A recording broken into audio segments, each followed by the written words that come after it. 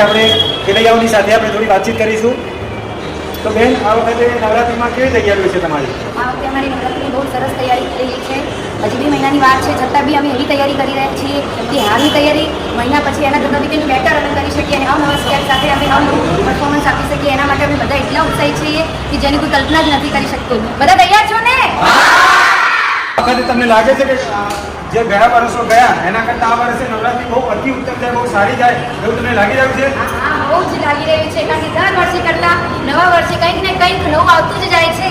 અને હવે તો હું એટલી અંદરથી ખુશ છું ને કે લોકો ગરબા શીખવાનું અંદરથી ઈચ્છે છે અને શીખવા આવે છે કે દરેકને એવું લાગે છે કે ના, આપણે બી શીખવું જોઈએ અને ભેગા થઈને રમવું જોઈએ. એવી દરેકની અંદર એવી આત્મવિશ્વાસ જાગે છે અને આવે છે અને રમે છે.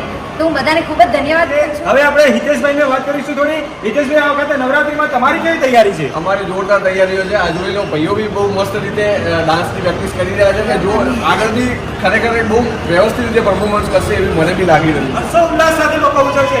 બોલો અંબે માત કી